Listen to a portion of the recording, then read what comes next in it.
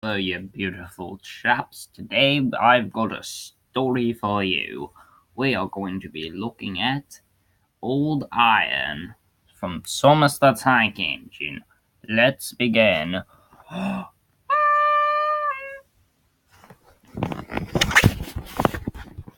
One day, James had to wait at Edward's station till Edward and his train came in.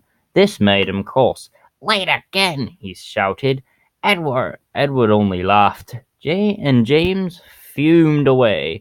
"Edward's impossible," he grumbled to the others. "He clanks about like a lot of old iron, and he is so slow he makes us wait." Thomas and Percy were indignant. "Old iron? Old? Why," they snorted. "Slow? Slow? So why? Why, Edward could beat you in a race any day." Really?" James huffled. "I should like to see him do it." One day, James's driver did did not feel well when he came to work. "I'll manage," he said. But when they reached the top of Gordon's Hill, the fireman drove the train to the next station. He spoke to the signalman, put the trucks in a siding, and uncoupled James, ready for shunting. Then the driver over the station and asked them to look after and find a refile. Suddenly, the signalman shouted from the fire, and the fireman turned round and saw James puffing away. He ran hard, but he couldn't catch James, and soon came back to the signal box. The signalman was busy. "All traffic halt," he announced at last.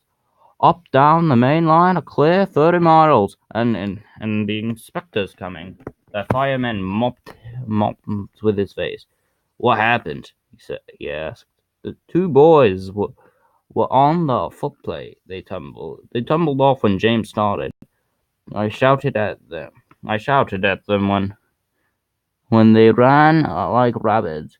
Just let me catch them," said the grumbling fireman. "I'd like to teach them to meddle with my engine." Both men, both men jumped as telegraph rang. "Yes," he answered. "He here. He's here. Right, I'll tell him. The inspector's coming at once in Edward.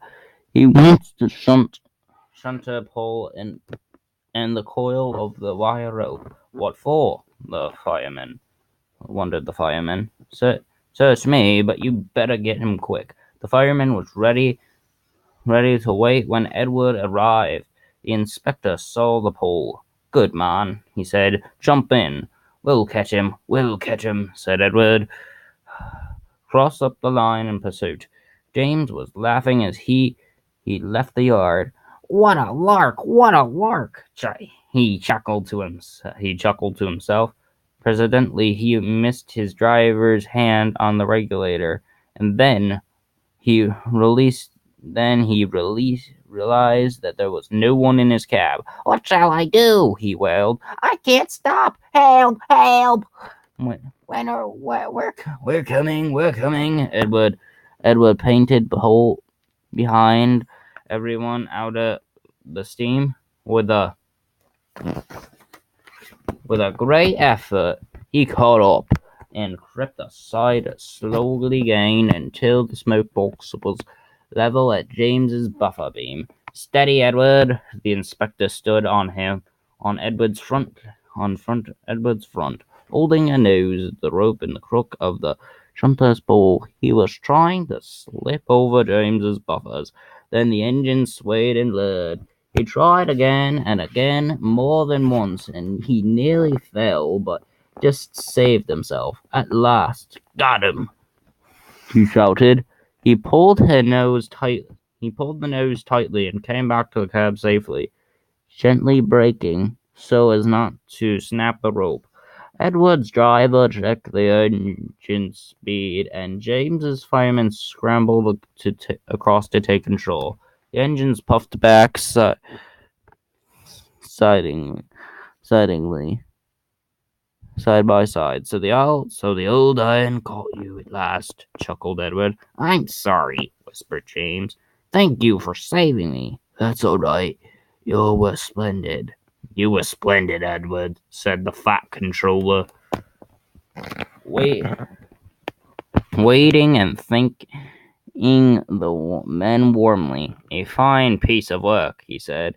James, you must. You can get a rest, and then you can take your train. I'm proud of you, Edward. You shall go to the works and have your worn parts mended. Oh, sir, and he said, Edward happily. It'd be lovely not to clank. The two naughty boys were soon caught in the by the police, and their fathers walloped soundly. They were all forbidden to watch trains till they could be trusted. James's driver soon got back from the hospital, and now is back at work. James missed him very much, but he missed Edward more. And you will be glad to know that when Edward came home the other day, James and all the other engines gave him a tremendous welcome. The fat controller thinks he will be deaf for weeks. There you have it, young chaps. I hope you enjoyed the story. Also, join my Discord. It's in my link below. Bye.